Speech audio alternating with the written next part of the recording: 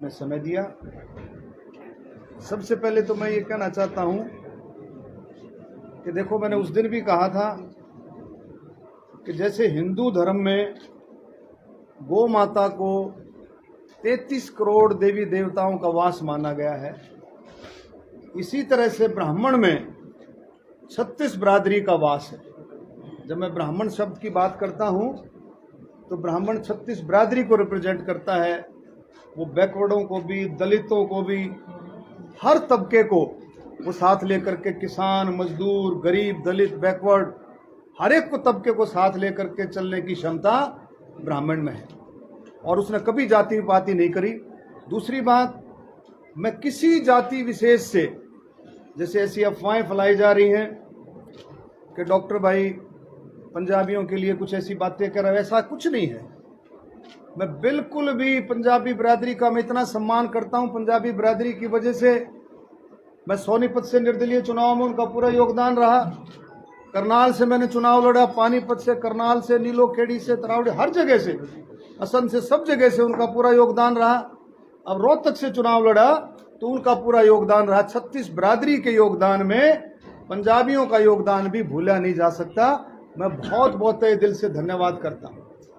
लेकिन जो लोग ऐसी बातें करते हैं, उन्होंने क्या किया, ये बात सोचने वाली है।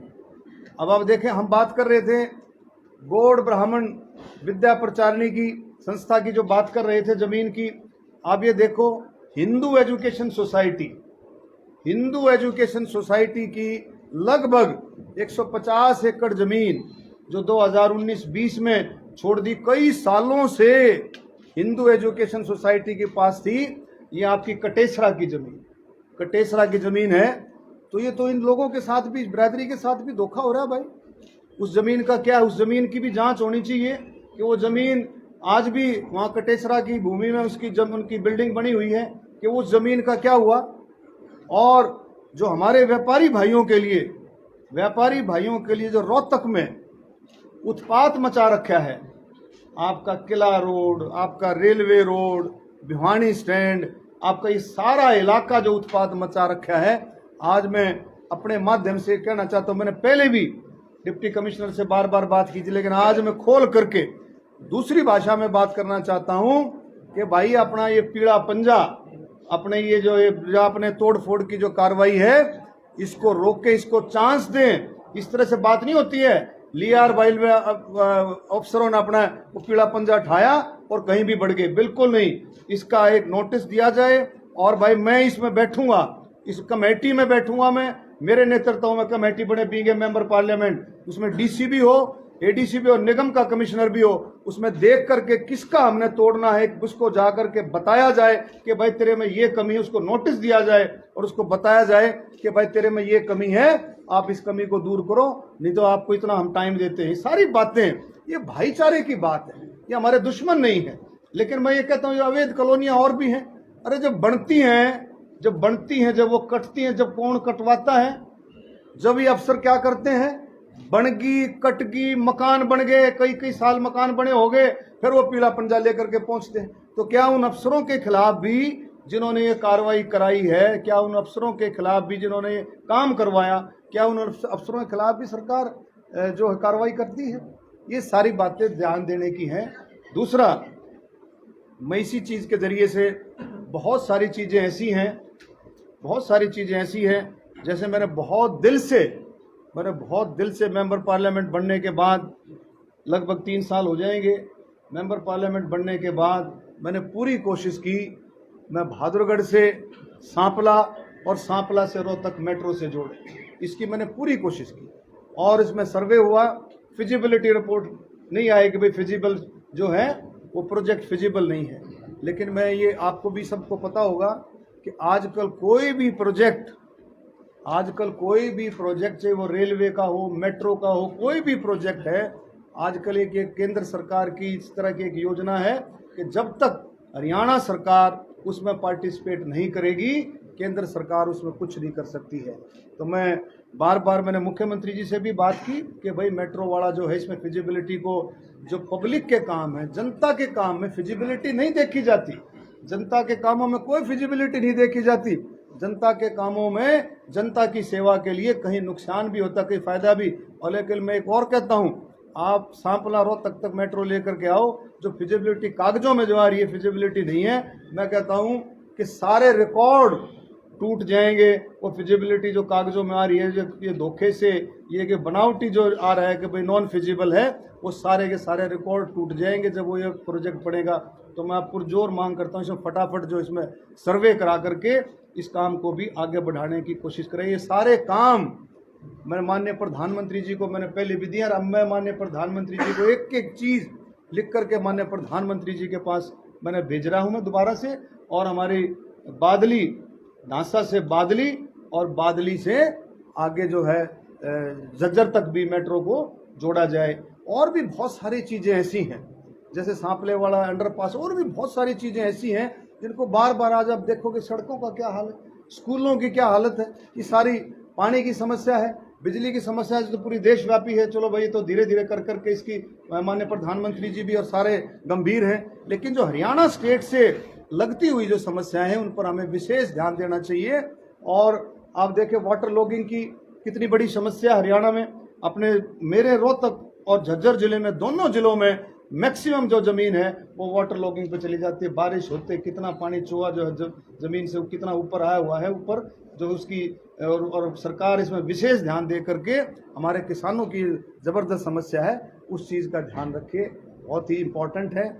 और आगे जो है नौजवान साथियों को मैं कहूँगा कि भी चीज़ें जो है सरकार कसर नहीं छोड़ रही, सरकार योजनाएं बनाने में कसर नहीं छोड़ रही, सरकार पोर्टल बनाने में कसर नहीं छोड़ रही, सरकार दबा करके पोर्टल बना रही है, दबा करके योजनाएं दे रही है। लेकिन प्रैक्टिकल रूप से आप देखोगे वो योजनाएं लोगों तक कम पहुंच रही है। पोर्टल आप जब जाता है, इंसान जाता है, तो आप देखोगे पोर्टल बंद मिलता है।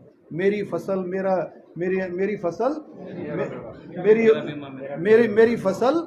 मेरा ब्यौरा, उसमें आप देखेंगे जब कितने किसानों के फोन आते हैं कि वो पोर्टल ही बंद मिलता है, नहीं समझे।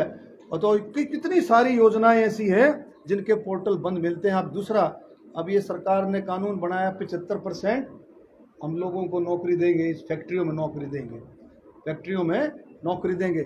लेकिन आप जा कर के देखो, आप जा कर के देखो, एशियन पेंट में देख लो, मारुति में देख लो, आप अपना वहाँ पर जो है झज्जर में जा कर के कहीं भी जा कर के देख लो, आपका बादली है जो इसमें इस इलाके में जा कर के देख लो, कहीं भी यह आज तक कहीं भी लागू नहीं है।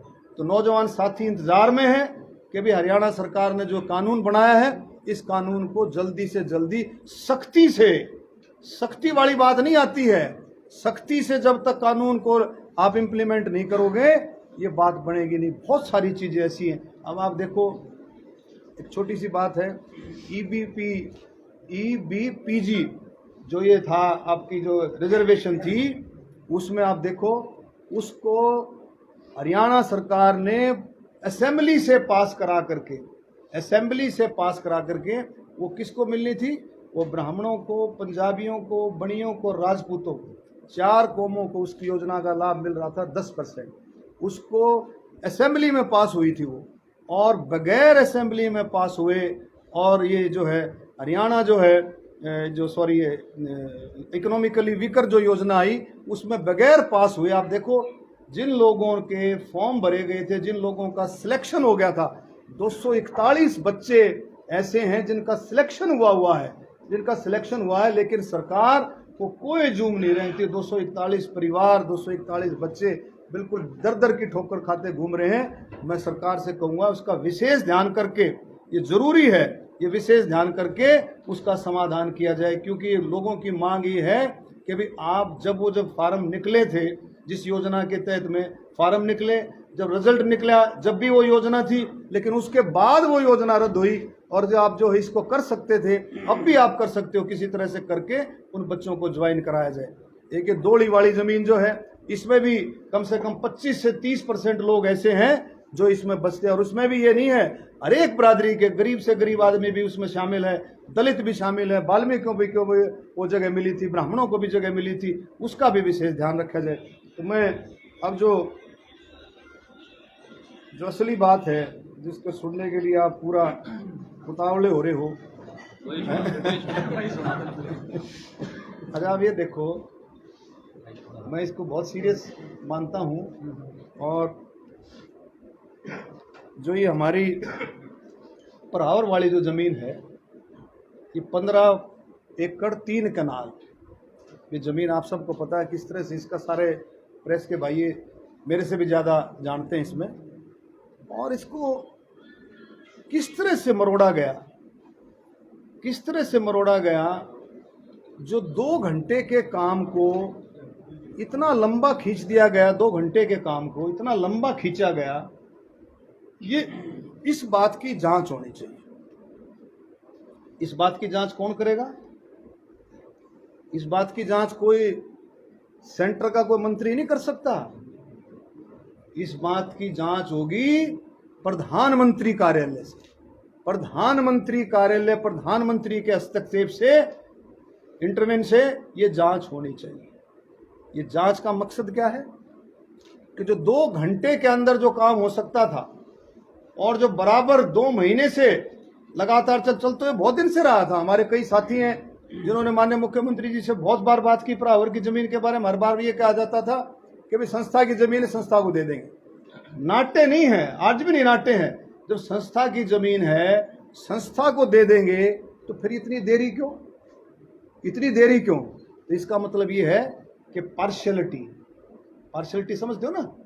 अब सारे पत्रकार भाई समझते हो कि दिमाग में कहीं न कहीं पंगा लेने वाली बात थी। दिमाग में कोई बात थी कि 22 तारीख को 36 बिरादरी इकट्ठी हो, 36 बिरादरी इकट्ठी होकर के शोर मचाए, झगड़ा हो, सरकार को कोसे, और भाई इस तरह से करके और ये हमारे से अलग हो जाए।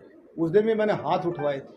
उस दिन हाथ क्या उठवाए थे कि भी क्या आप लोगों ने भारतीय जनता पार्टी की वोट दी? तो उन्होंने क्या कहा कि सारे ने, मेरा ख्याल पूरे पंडाल ने हाथ उठा करके ये कहा था हमने भारतीय जनता पार्टी की, यानी कि भारतीय जनता पार्टी के वोटर, भारतीय जनता पार्टी के समर्थक, और उनके साथ ऐसा व्यवहार। तो मैं ये बात रखना चाहता हूँ। अब ये देखो, जब माननीय मुख्यमंत्री जी बने तो वो ओथ लेते हैं। मुख्यमंत्री जी ने ओथ ली। इसमें ये कहता है, ये देखो, अनुराग या द्वेष, अनुराग या द्वेष के बिना सभी प्रकार के लोगों के प्रति संविधान और विधि के अनुसार न्याय करूंगा। अनुराग या द्वेष। तो मैं एक चैलेंज करके कहता हूं, this is a violation of the oath. Oath का ये सरेआम वायलेशन है, सरेआम वायलेशन है, गंभीर वायलेशन है। आप ये देखो ना कितना गंभीर वायलेशन है। हम अब छोटी बात समझते रहे, 15 एकड़ जमीन है क्या? अरे मैं कहता हूँ द्वेष की भावना से कि भाई नहीं देनी, इब्बे नहीं देनी, अभी नहीं देनी। अभी का क्या मतलब था? अभी नहीं देनी। मैं आपको जब इसकी इंक्वायरी होगी तो मैं खुलासा भी कर दूंगा। मेरी जिस अफसर ने ये जमीन देनी थी उससे मेरी बात हुई, और उससे मेरी बात के मेरे टेलीफोन में, मैं रिकॉर्ड नहीं करता, मेरे टेलीफोन में ये तो रिकॉर्ड होगा कि हाँ भी मैंने उससे बात की। ये तो मेरे टेलीफोन की कॉल डिटेल में आ जाएगा, हाँ भी मेरी उससे बात हुई। समझते हो ना? मेरी उससे बात हुई। उसने कहा, मैंने कहा भी मुख्यमंत्री जी से बात होगी भाई, वो हमारी चिट्ठी दे। उसने कहा भी बात होगी है। मुख्यमंत्री जी ने कहा भी जमीन देनी है लेकिन अभी नहीं देनी, अभी नहीं देनी। वो अभी का मतलब क्या था? वो अभी क्यों नहीं देनी? इसका मतलब, अभी का मतलब द्वेष की भावना से। तो मैं माननीय प्रधानमंत्री जी से कहना चाहता हूं, दिस इज ए वायलेशन। ये वायलेशन है, ये बिल्कुल ओथ का जो है, ये बिल्कुल आप देखेंगे बिल्कुल, ये बिल्कुल गड़बड़ की है। इसमें माननीय प्रधानमंत्री जी को कहूंगा कि इस बात को हल्का ना ले। 15 एकड़ 3 कनाल, ये बहुत बड़ी गहरी साजिश है कि हो सकता है और बिरादरियों के साथ भी, बैकवर्ड भाइयों के साथ भी। आप ये देखोगे ना, अब ये मैंने बताया था ईबीपीबीजी का मामला जो है, इसमें ब्राह्मण, बनिए, पंजाबी, राजपूत, इसमें भी द्वेष की भावना से काम हुआ है। इसने कोर्ट ने नहीं, सरकार ने इसको रोका है। 241 बच्चों के साथ द्वेष की भावना से काम हो रहा है। मैं कहता हूं दलितों के साथ, बैकवर्डों के साथ, और बिरादरियों के साथ, पंजाबी बिरादरी के साथ, पंजाबी बिरादरी भी उसमें शामिल थी। तो आप ये देखोगे द्वेष की भावना के साथ ही 15 एकड़ में नहीं, परावर वाली जमीन में नहीं, और भी बहुत जगह द्वेष की भावना से काम हो रहा है हरियाणा में, तो इसकी भी जांच करनी चाहिए और इसका भी पैमाना तय करें प्रधानमंत्री जी कि भी इसका पैमाना क्या हो। जब प्रधानमंत्री जी का दिल इतना बड़ा है, प्रधानमंत्री जी का दिल इतना बड़ा है, तो उनके मुख्यमंत्रियों का दिल भी इतना बड़ा होना चाहिए। प्रधानमंत्री जी का दिल तो आपने देख लिया कितना बड़ा है, आपने कई कामों में प्रधानमंत्री जी का दिल देखा, किसान आंदोलन में कितना बड़ा दिल दिखाया प्रधानमंत्री जी ने, और हमारे ये सरकार, हमारे मुख्यमंत्री जी को भी इस काम में बड़ा दिल दिखाना पड़ेगा और बड़ा दिल दिखाएगा। इसका फैसला कौन करेगा? इसका फैसला और किसी के काबू की बात भी नहीं भैया, यह काबू की बात है सिर्फ माननीय प्रधानमंत्री जी के काबू की बात है कि क्या ऐसा हुआ। और मैं गारंटी से कहता हूं, कोई मैं नेम धर्म उठा करके कह सकता हूं ये काम द्वेष की भावना से हुआ, ये काम ब्राह्मणों को छेड़ने के लिए हुआ 1000% कि भी इनका दम देखा जाए। और आप देखें, ब्राह्मण को, ब्राह्मण अकेला नहीं, ब्राह्मण 36 बरादरी है ब्राह्मण। उस दिन भी आपने देखा होगा 36 बरादरी, हजारों की संख्या में 36 बरादरी जो है आई हुई थी। और अगर भाई न्यू दम देखना है तो भाई दम आपको बार बार दिखाते रहेंगे। अब जुलाई में हम एक रैली रखेंगे, फिर देख लो, जुलाई में देख लो, अगस्त में रखेंगे, अक्टूबर में रखेंगे। जो दम देखना है तो भाई पूरे हरियाणा में दम दिखा सकते हैं। 36 बरादरी पूरे हरियाणा में दम दिखा सकती है। भाई आपने दम ही देखना है कि भी इन लोगों में कितना दम है, 36 बरादरी में कितना दम है, हरियाणा के लोगों में कितना दम है। तो ये दम देखना है तो भाई आप देखते रहो, फिर हम दम दिखाते रहेंगे। लेकिन ये बिल्कुल घिनौना काम हुआ है और इसकी जांच होकर के इसमें एक्शन भी होना चाहिए। जब वायलेशन हो, ओथ की वायलेशन हो, तो आप भी समझ सकते हो उसमें क्या एक्शन हो सकता है। ओथ की वायलेशन में जब ओथ ली है, जो संविधान के हिसाब से ओथ ली है, और आपने ओथ का ही खुलेआम वायलेशन है, मैं गारंटी से कह सकता हूँ वो जो ऑफिसर है, जब बात आएगी तो मैं पेश होकर के कहूंगा कि भाई इस ऑफिसर ने मुझे ये कहा था कि भाई आप 2 घंटे के अंदर, उसने तो खैर ये कहा था, मैं कहता 2 घंटे के अंदर, उसने कहा था अगर मुख्यमंत्री मुझे कह दे तो मैं शाम तक चिट्ठी दे सकता हूँ। शर्मा जी, आपने कहा था जब सभा में कि बहकाव में काम करें, अपने दिमाग से काम नहीं कर रहे, तो ये बताना तो लग रहा है ये क्या हुआ। यही तो बात है ना। सीएम कह रहे, सुनो, सीएम साहब ये सीएम साहब ये कह रहे हैं, एक मिनट, सीएम साहब ये कह रहे थे भाई आपको जमीन देनी, रुक के मार के भाई जमीन संस्था की है, जमीन देनी है, दे नहीं रहे। क्यों नहीं दे रहे भाई? तो मंशा क्या है? मंशा तोड़ने की मंशा, तोड़ने की मंशा है, हरियाणा को तोड़ने की मंशा है, हरियाणा में जातिवाद की मंशा, हरियाणा को ऐसा सिस्टम बनाने की मंशा है कि भी हरियाणा को तोड़ा जाए। हरियाणा को जो है, अब देखो ना आप, ये मनोहर खट्टर की मंशा है, किसकी?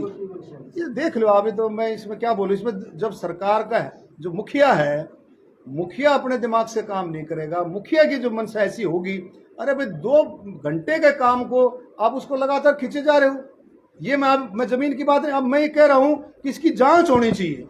अच्छा, आपने तो इसकी जांच हो, इसकी पार्टी भी आपको सांसद नहीं देखना चाहती। हाँ, नहीं मैं ये नहीं कर रहा, मैं कहा मैं बन गया, लेकिन पार्टी को नहीं, पार्टी को तो पसंद करती है मुझे पार्टी, मैंने कभी नहीं कहा।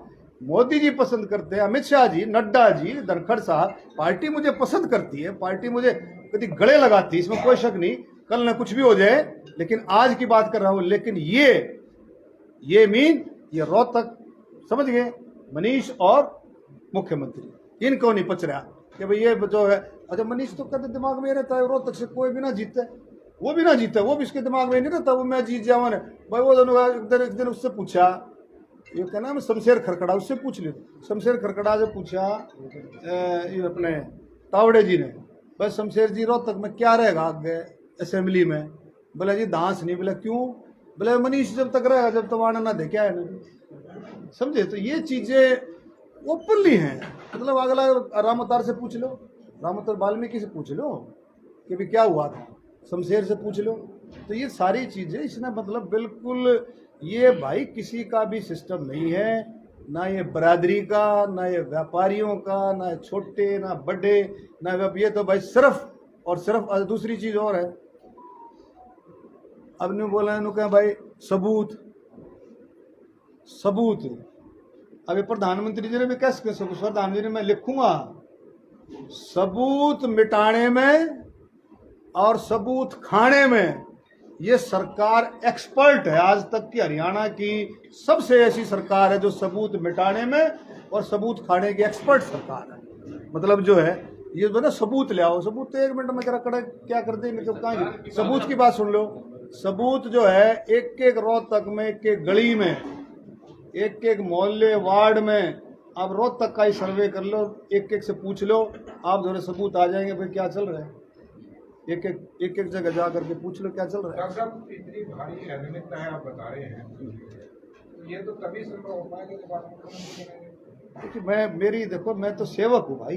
क्योंकि आपने कहा था कि 2014 में 4.5 हो गया, हालांकि पंजाबी हमारे भाई हैं, रामविलास का कोई कसूर नहीं था, हाँ। और 1966 का भी जिक्र कराया, कोई 4.5 हमारे साल शर्मा के बाद कोई नहीं बढ़ा। तो कहीं ना कहीं देखिए अरविंद शर्मा देखिए मुख्यमंत्री का चेहरा ऐसा ऐसे तक सुनो, अरविंद शर्मा नहीं, मैंने कहा आपने फिर भी सुना होगा कि ब्राह्मण में 36 बिरादरी विराजमान है।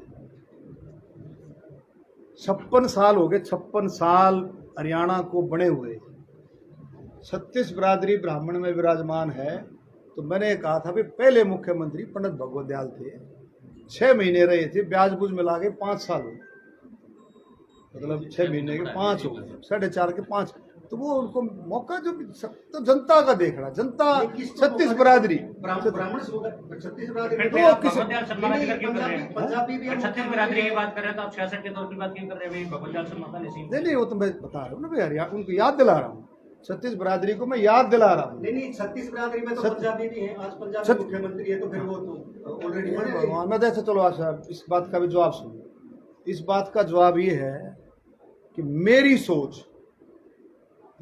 सोच ऐसी है कि सभी को मौका मिलना चाहिए। सभी को क्या मतलब कि जैसे पहले ब्राह्मणों को मौका मिला, 6 महीने मौका मिला, राजनीतिक हालात क्या रहे, तो अब ब्राह्मण का मौका ड्यू है।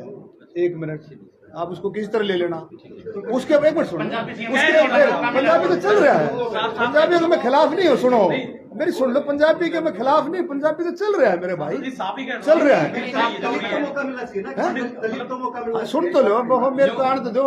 उसके बाद मैं कहता हूं बैकवर्ड दलित रोटेशन बन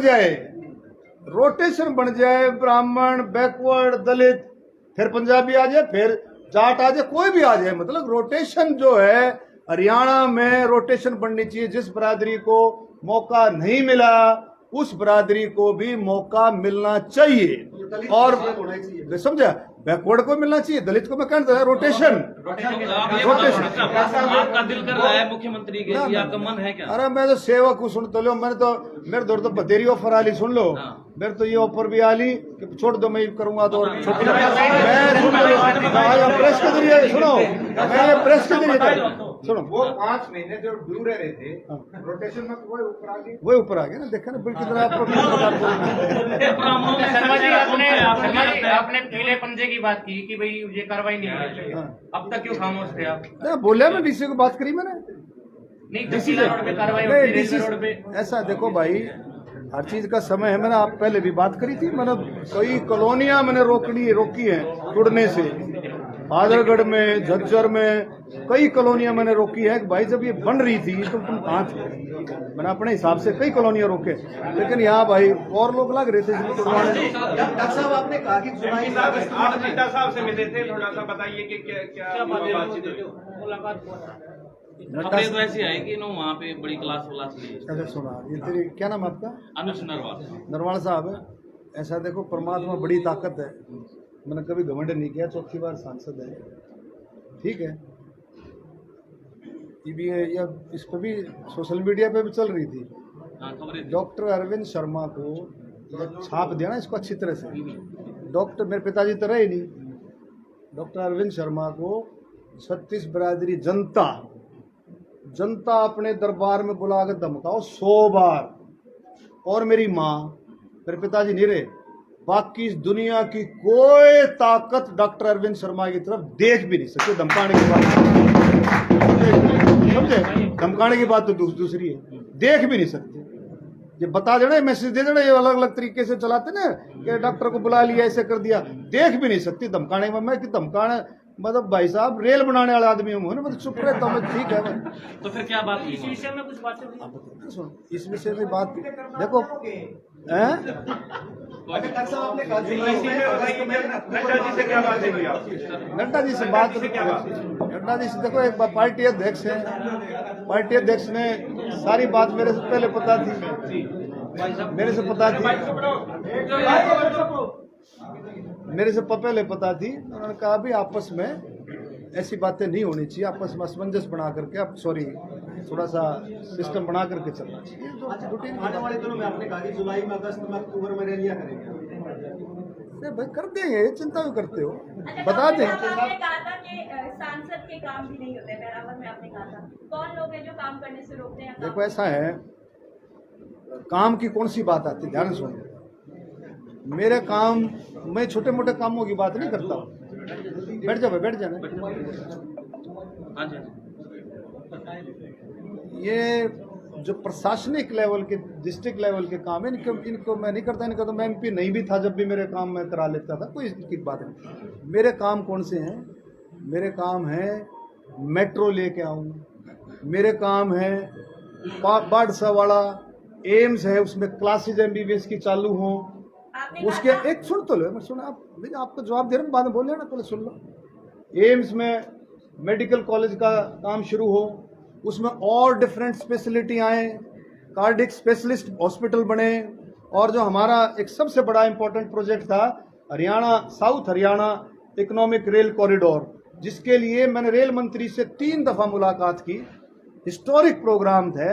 और मुख्यमंत्री जी, रेल मंत्री जी की जब वहां बात हुई हरियाणा भवन में, तो यस होगी थी भाई, इसका हम सर्वे कराएंगे, सर्वे कराएंगे, और अब तक वो सर्वे शुरू नहीं हुआ। मैंने बार बार कहा भी था। तो मेरे काम ये है कि बादली से बादली तक मेट्रो आ जाए, मेरे काम ये है कि रोहतक तक मेट्रो आ जाए, पहले सांपला आ जाए, सर्वे हो जाए, ये मेरे काम की बात कर रहा हूं मैं। और ये छोटे मोटे काम तो मैं वो ले लेता हूँ। आम आदमी मेरे पास आता है और जब दोबारा मेरे पास आता है तो वो निराश होकर आता है कि उसका काम नहीं हुआ। कोई आम आदमी मेट्रो की बात लेके नहीं आता। मेट्रो की भी लेके आते हैं, आम आदमी ये बात भी लेके आता है। सांपला आड़े कम से 100 आदमी आए, आम आदमी थे कि जी हमारा वो अंडरपास नहीं बन रहा। अंडरपास मैंने फौरन बात की, मैंने रेलवे में बात की, मैंने हाईवे पर भी बात की, हाईवे वालों को ना अपने गडकरी जी से एक ही जवाब आता है, भाई टेंडर होना है, टेंडर हो गया, टेंडर हो गया, टेंडर हो गया। तो तकलीफ की बात है ये।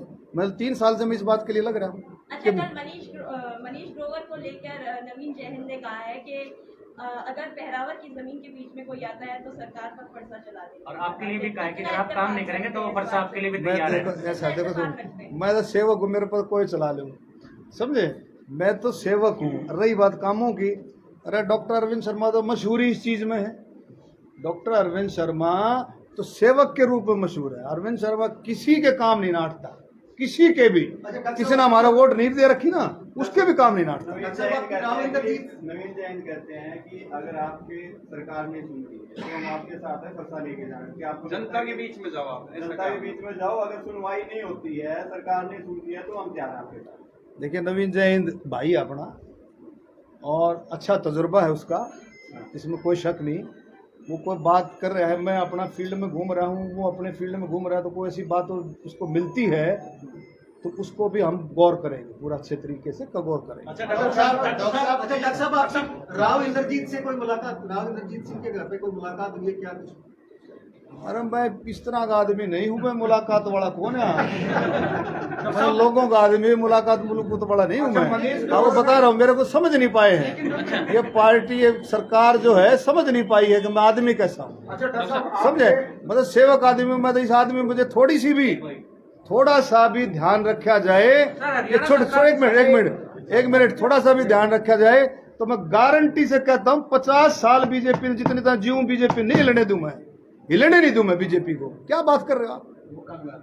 ये तो सिस्टम जो है ना घुमा रखा है। मैं एक बार, कितनी बड़ी बात सुनो, कितनी बड़ी बात है। अरे मेट्रो का सर्वे चालू हो जाए, कितना बड़ा काम है ये।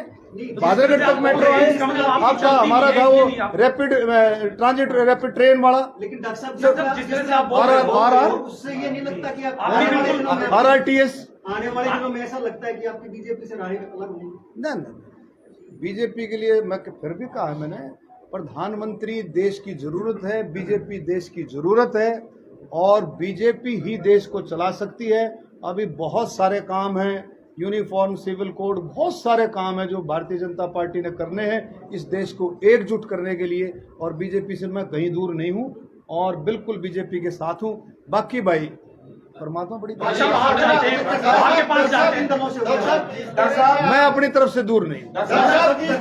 इन दलों से आपकी चर्चा हुई, आम आदमी पार्टी से मेरी सुनो, मैं धर्मसुन, मैं झूठ नहीं बोला करूँ, मेरी किसी से चर्चा नहीं इस बारे में। वो चर्चा other there is different thing, लेकिन ना मैं राव इंद्रजीत से। कल तो देखो एक चीज सुनो, इतने मेरे बेटे गुरु हैं कि कल जो है उसका बूथ सशक्तिकरण का कार्यक्रम, पार्टी हेडक्वार्टर में बूथ सशक्तिकरण का कार्यक्रम था।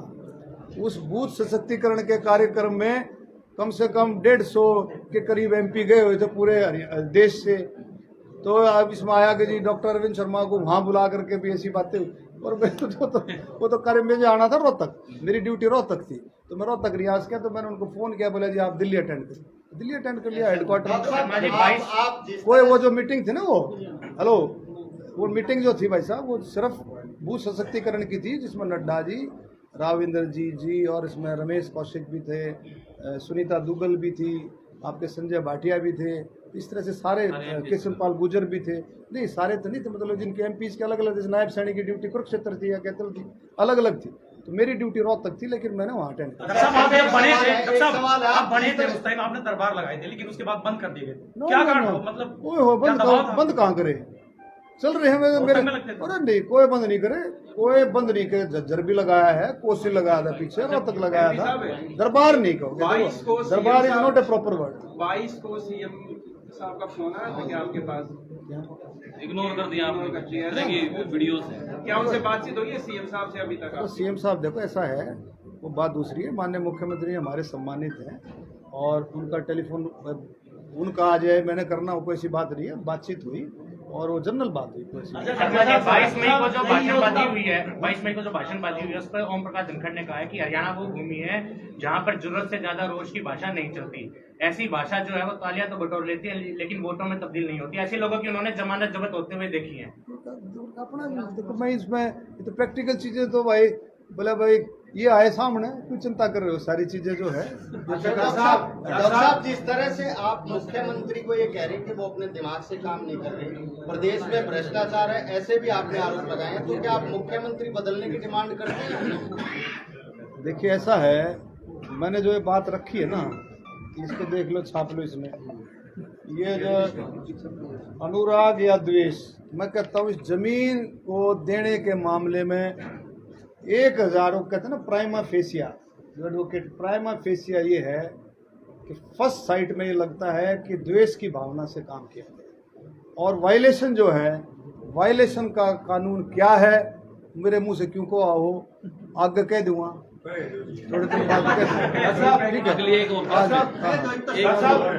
मतलब आप देखो ना वायलेशन का क्या कानून, अगर कोई ओथ का वायलेशन करता है तो आप समझ लो माननीय प्रधानमंत्री जी के हाथ में छोड़ दिया, वो फैसला करेंगे, वो जो फैसला करेंगे मुझे मंजूर है, जो प्रधानमंत्री जी फैसला। एक सवाल ये है कि आपने अहिरवाल रेजिमेंट के लिए अलग स्थापना के लिए उसकी बहुत जोर शोर से आवाज उठाई, लेकिन अब वो कह रही थी ना बहन जी, सुनो, वो कह रही थी भी आप क्यों परेशान हो, मैं इस चीज से परेशान हूँ। क्या नाम बहन जी आपका है? दीपिका। इस चीज से परेशान हूँ कि मैंने अहिरवाल रेजिमेंट की, मैं पहला मेंबर पार्लियामेंट था जो मैंने संसद में आवाज उठाई। मार्शल कौम है अहिर, मार्शल कौम। और आप देखोगे कोसली में, वैसे तो अहिरवाल का मतलब ये है कि कोसली रेवाड़ी वो इलाका पूरा अहिरवाल का, लेकिन अब पर्टिकुलर अगर हम कोसली की बात करें तो पत्रकार जी, हर घर में, हर एक घर में कोई ना कोई फोर्स में बेटा है और हर दूसरे घर ने कुर्बानी दी है, हर दूसरे घर ने कुर्बानी दी है। कोई शहीद हुआ है, कोई किसी तरह से कोई डिसेबल्ड हो गया, किसी न किसी तरीके से हर दूसरे घर। तो मेरी बात है, जैसे मार्शल कौम में क्या है, मार्शल कौम में जाट है, ब्राह्मण है, राजपूत है, अहीर है, सिख है, गोरखा है, इन सब की रेजिमेंट है। तो अहिरवाल भी बढ़ जाए, अहिरवाल रेजिमेंट भी बढ़ जाए। और रेजिमेंट बढ़ने का मतलब ये नहीं है, रेजिमेंट बनने का मतलब नहीं कि उसमें अहीर हो, उसमें मिक्स होंगे, उसमें ब्राह्मण भी होंगे, उसमें ब्राह्मण भी होंगे, अहीर भी होंगे, सभी जातियों का समावेश होगा उसमें। मैं फिर से मांग करता हूं दोबारा से कि अहीरवाल रेजिमेंट की मांग से मैं कहीं पीछे नहीं हटाऊं। और ये मांग भी मैं अब जो लिखूंगा ना प्रधानमंत्री जी को, मैं सारी चीज़ें, मेरे मेट्रो का भी लिखूंगा, मेरे कॉरिडोर को भी लिखूंगा, सारी चीज़ें मैं लिख करके भेज रहा हूं कि भाई ये काम जो है प्रायोरिटी पर ये काम होने चाहिए। वो बड़ा बजट नहीं है, हरियाणा सरकार का 1,70,000 करोड़ का बजट है, 1,70,000 करोड़ का बजट है। और पिछली बार लगभग 20,000 करोड़ बच गया था 1,50,000 करोड़ के बजट में। और ये तो मेट्रो का तो कुछ भी कोने पीनट है। 1 किलोमीटर 30 करोड़ रुपए 1 किलोमीटर का आता है, जहाँ वो जो वो बनेगा स्टेशन बनेगा वो 35-36 करोड़ रुपए है, 30 करोड़ रुपए उसका आता है। अब देख लो क्या कुछ भी कोने सरकार चाहे तो कुछ भी है। चुप थे, कोरोना ने खा लिए मेरे भाई, 3 साल तक कोरोना खा गया, कोरोना की लड़ाई नहीं लड़ी। अरे कोरोना सुनो, मैंने तो लोगों को ये कहा, सुनो मैंने तो लोगों को ये कहा है कि भाई 2.5 साल 2.5 साल कोरोना रहा, 2.5 साल तो कोरोना में हमने काम नहीं करे। कोरोना मोदी जी ने काम नहीं करे। मोदी जी को काम करते हैं उसमें सांसद भी काम करता है, हरियाणा सरकार को काम करती है उसमें एमएलए का जोड़ रहता है। डॉक्टर साहब एक चीज समझ में नहीं आ रही, पहले तो मनीष ग्रोवर के लिए आप हाथ काट रहे थे, किसी भी प्रेस कॉन्फ्रेंस में आप सरकार का बचाव करते थे, आज आपने सड़कों की बात की। क्या आपको ये लगने लगा कि बीजेपी जाएगी और मेरे को अलग हो जाना चाहिए इससे? देखो सुन, मैंने क्या हो गया ये यार तो इतना शाना पत्रकार क्या मैं बीजेपी के साथ हूँ भाई, बीजेपी से अलग काम। ऐसा क्या हो गया? ऐसा कैसे बदलाव आ गया? किसका एकदम से बदलाव आ गया सर? बदलाव देखो, द्वेष की भावना। आप देखो मतलब मेरे को कम से कम 1 हफ्ता ये लगाए रखा, सुन रहे हो भाई साहब, लका साहब, मेरे को ये एक मिनट सुन रहे, मेरे को ये लगाए रखा कि भाई चिट्ठी अभी आ रही है, अब चल पड़ी है, मुड़ गई है, अब दफ्तर तक लिकड़ गई, उड़ गई, चल पड़ी, अभी मैं चंडीगढ़ जा रहा हूँ, अभी मैंने साइन करा लिए, बाई गॉड इस तरह से उसने कंफ्यूज रखा। अब चिट्ठी आ रही, चिट्ठी आ रही। हाँ बोलिए।